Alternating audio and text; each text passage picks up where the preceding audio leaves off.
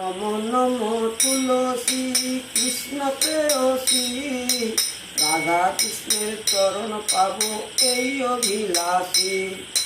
যে তোমার শরণ লয় তার বাঞ্ছা পূর্ণ হয়, কৃপা করি করো মোরে বৃন্দাবনবাসী।